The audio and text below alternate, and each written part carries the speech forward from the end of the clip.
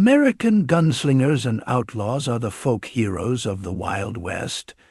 We have heard stories of famous outlaws such as Billy the Kid, Butch Cassidy, and the Sundance Kid. We know the lawmen who matched them not only in fame, but in skill with a firearm. But for this episode, we'll be covering gunslingers that are not stars of Hollywood movies or Netflix series. Today, we'll be discussing 5 gunslingers you've never heard of. Hello everyone, welcome to Chronicles of Time. If you like what we're doing here, leave a like, a comment, and please subscribe. It really does help the channel. Thank you to our amazing comment section for almost all of these gunslingers. Hank Vaughan. Hank Vaughan, also known as Henry Clay Vaughan, was an infamous gunslinger, an outlaw based out of the Oregon Territory during the height of the Wild West time period. Hank got his criminal start early in life. At age 15, he had shot a man who refused to pay for a horse. While on bail, Hank shot the man who filed the original complaint. Hank's family begged the judge to show mercy to their young son. The judge agreed, and he sent Hank to the army instead of prison. However, Hank was discharged after only 45 days. By the age of 18, Hank, along with a man named Dan Burns, had rustled some horses for the Umatilla Native Americans. This tribe was historically located in the north-central part of Oregon. Sheriff Frank Maddock and his deputy O.J. Hart quickly pursued Hank and Dan Burns. The lawmen snuck up on the outlaws during the early hours of the morning, and a gunfight ensued. Both Dan Burns and Deputy O.J. Hart were killed in the gunfight. Hank Vaughan and Sheriff Maddock were wounded, but they did live. Hank Vaughan escaped for the time being, but was caught and given a life sentence in the new territorial prison of Salem. Hank Vaughan's story does not end here. His family again began to beg for leniency, and the Oregon governor pardoned Hank Vaughan in 1870. He continued his outlaw life even after being married in 1875. He was involved in a gunfight in Arizona, where Hank was shot in the head but survived. He made his way back to Oregon in 1878 and remarried, and from there he started rustling cattle with some Native Americans from the Umatilla Reservation. This caused anger to grow amongst the ranchers, and vigilantes had begun to form. This led to an altercation at the Till Glazes saloon in Prineville, Oregon. A ranch boss named Charlie Long confronted Hank Vaughan, and Vaughan offered to buy Charlie Long a round of drinks. When Long refused, a gunfight broke out, and both men were shot. Miraculously, both men survived. Vaughan continued cattle rustling and got into another altercation in 1886 with a man named Bill Falwell. Hank started shooting at Bill Falwell's feet, making him dance like you see in famous movies. In retaliation, Falwell shot Vaughan in the arm. In 1893, Vaughan went to Pendleton to get his horse shod and to get a couple drinks at saloons. On his way out, his horse slipped in its scallop and crushed Hank. Hank's skull was fractured, and he survived 2 weeks in a coma until he finally died on June 15th of 1893. Hank Vaughan's buried in an unmarked grave in Pendleton, Oregon. Jim Miller. Jim Miller, also known as Killer Miller, was an outlaw born in Van Buren, Arkansas, in 1861. At just 1, his family moved to Texas. Miller started his life of crime by murdering his sister's husband, a man named John Coop. Coop was found dead in his bed with a shotgun blast in 1880. It was well known that Killer Miller hated his brother-in-law, and he was soon arrested. Jim Miller was sentenced to life in prison, but his attorneys took the case to the Texas Court of Appeals, and the conviction was reversed on a technicality. This run-in with the law did not set Jim Miller straight. He hooked up with an outlaw gang in San Saba County, Texas, and began robbing trains, stagecoaches, and killing during both. Jim Miller bought into San Saba and actually began a career as an assassin. His price varied between $150 to $2,000, and he earned a reputation for getting the job done quickly and efficiently. He was also known for assassinating targets at night with a shotgun. The wild thing about Jim Miller was his appearance. He didn't drink, he didn't curse, and didn't smoke. He was always very well dressed and known to regularly attend church. Some even called him Deacon Miller. He wasn't known as a fast draw for a gunfighter, but he would use his firearm when it suited him. Over the next few years, Miller became town marshal in Pecos, Texas, and gained a reputation for killing Mexicans, claiming that they were trying to escape. Miller then began a feud with the Pecos sheriff, Sheriff Bud Frazier. While away on business, Sheriff Bud Frazier heard that Jim Miller had planned a shootout for when the sheriff returned. Sheriff Frazier contacted the Texas Rangers to intercept his plans, and in September of 1893, Jim Miller, along with his accomplices, were arrested for conspiring to kill Sheriff Frazier. Jim Miller did find his way out of this one. He had his henchmen track down all the witnesses and had them killed. With no witnesses, the state was forced to let them go. By 1894, the feud between Sheriff Bud Frazier and Jim Miller would come to a head. Frazier encountered Jim Miller on the street and yelled, quote, "Jim, you're a cattle rustler and a murderer," and opened fire. Sheriff Frazier shot Miller in the arm and emptied his pistol into Miller's chest, leaving him to die. There was something Sheriff Frazier didn't know about Jim Miller. Jim Miller wore a large black frock at all times. Underneath his frock, a metal breastplate to protect his chest from gunfire. Miller lived, and Frazier moved to New Mexico after he lost his sheriff election. Miller continued his work as an assassin in the early 1900s, despite the fact that his family had become wealthy through real estate. He assassinated business rivals, attorneys, lawmen, and anyone who was on the receiving end of an assassination request. Even though Miller had been seen during these assassinations, he always found a way to stay out of jail, either through self-defense claims or by having the witnesses murdered before trial. Miller's luck ran out in 1909. He was contracted by local ranchers Jesse West and Joe Allen through a middleman named Barry Burrell. The target was a man named Gus Bobbitt in Ada, Oklahoma. Bobbitt was a cattle rancher and former deputy U.S. Marshal. Gus Bobbitt was ambushed at his house after returning from town. Jim Miller shot Bobbitt in the side with a shotgun, his signature move. A 19-year-old cowhand, Oscar Peeler, was the witness to turn the men in and actually had been paid to lead the men to where Bobbitt lived.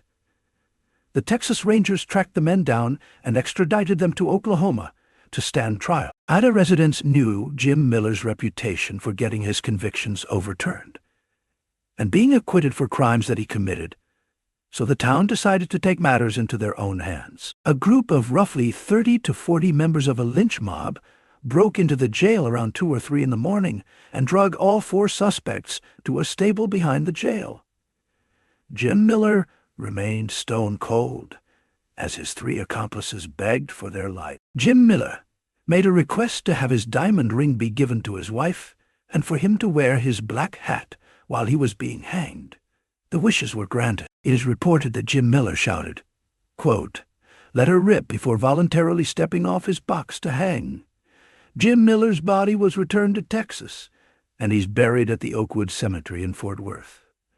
John Wesley Hardin. John Hardin was born in 1853 in the state of Texas and is known as one of the most notorious killers of the Texas frontier. Hardin got his criminal life started at the early age of 15 after killing an ex-slave named Mage after an altercation stemming from a wrestling match.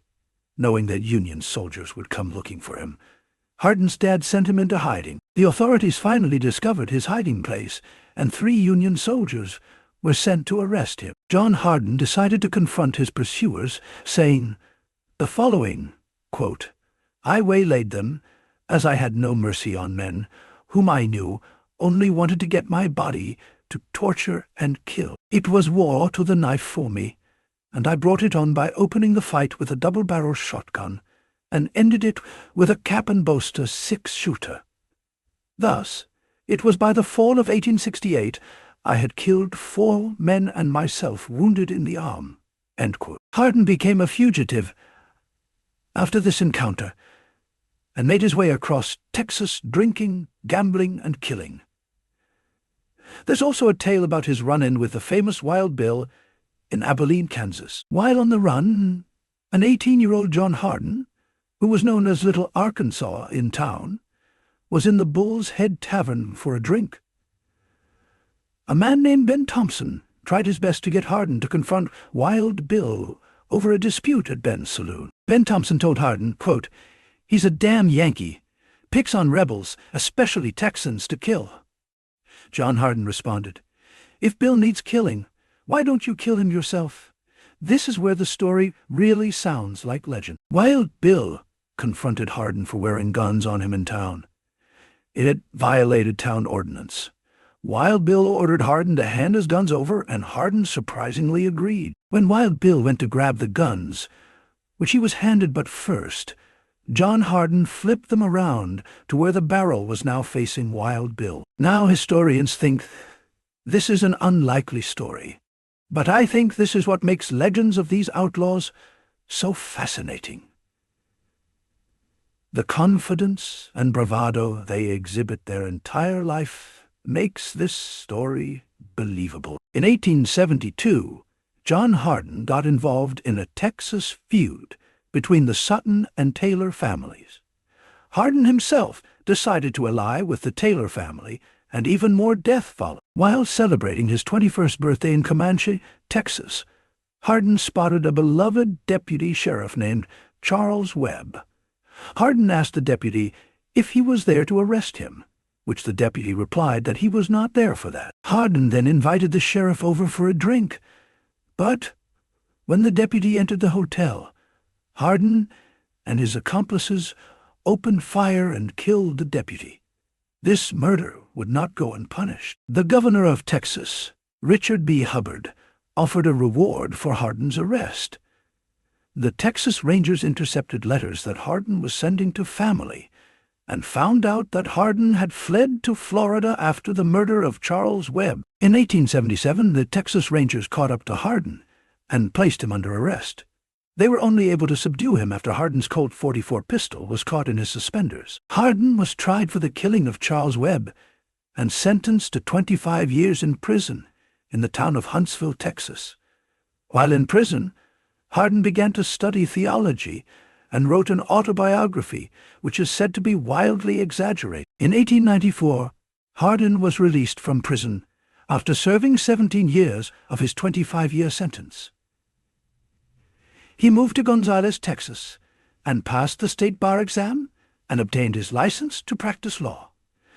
John Wesley would meet his end on August 19th of 1895. John Wesley Hardin had gotten to an altercation with an El Paso lawman named John Selman, Jr., after the lawman arrested one of Hardin's acquaintances. John Selman's father, Constable John Selman Sr., himself a notorious gunman and former outlaw, had a heated exchange with John Wesley Hardin. That evening, Hardin was playing dice at Acme Saloon, where he said his last words, quote, 4 6s to beat. Shortly after, Selman Sr. shot Hardin in the back of the head. Selman was acquitted but later died in a shootout. Hardin was said to have 27 confirmed kills, while he claimed to have 42 before his death. John Wesley Hardin is buried in El Paso. Dallas Stoudemire. Dallas Stoudemire was born in Alabama in 1845 and was a famed lawman and gunfighter who served his early years in the Confederate Army. Dallas was discharged when officers learned that he was only 15 when he enlisted in the Army, and his huge height allowed him to pass for an older man. He was wounded multiple times during the war and is recorded to be 6'4" by the end of the Civil War.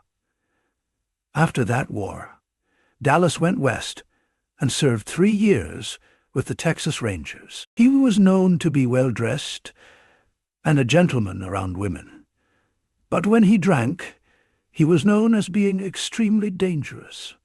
His life after the Texas Rangers is undocumented until around 1878. It's believed he was living in Mexico because of his ability to speak Spanish so well.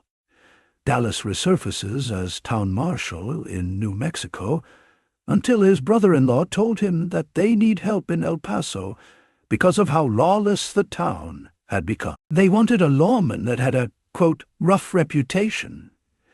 Dallas traveled to El Paso, Texas, and within 3 days of his arrival, he was involved in arguably the most famous gunfight in Wild West history. This dispute is named, quote, 4 dead in 5 seconds gunfight.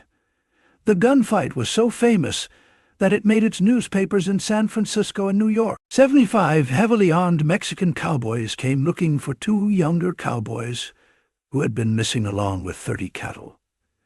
They approached the county constable, Gus Krimkel, and asked him to lead them to a possible location. Goose agreed and led them to a ranch owned by a man named Johnny Hale. There, they found the bodies of the missing cowboys, and 2 cattle rustlers named Peeler and Stevenson were arrested after bragging about the killings. John Hale, the man who owned the ranch, and his friend George Campbell became angry that Gus Krimkel had been the interpreter between the Mexican posse and the judge in El Paso. Later that day, the constable went into Keating's saloon and ran into George Campbell and a heavily intoxicated John Hale.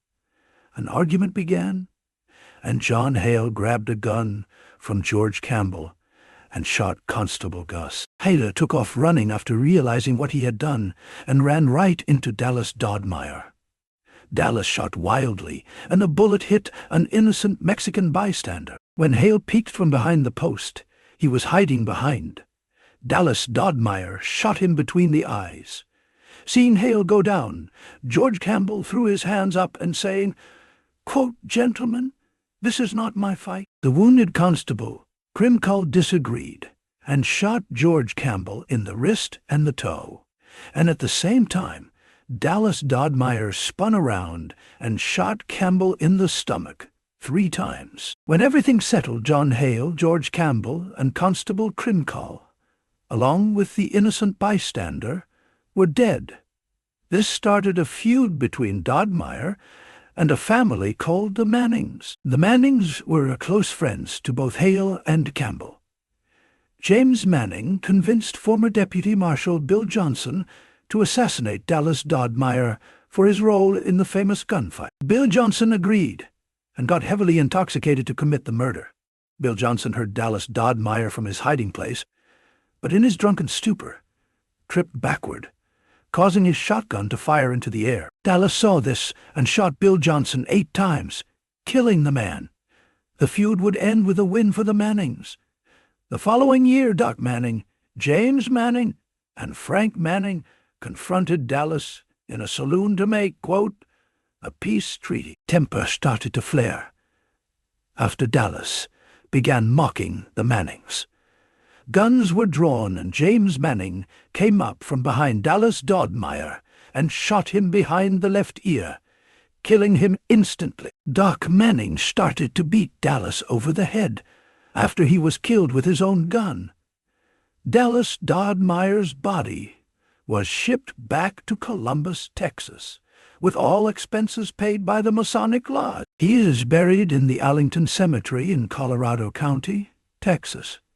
Dallas Dodmeyer is known as the man who tamed El Paso, Texas. Commodore Perry Owens. Commodore Perry Owens was born in Tennessee and was named after the great naval commander, Commodore Perry, who found his success over the British in the War of 1812.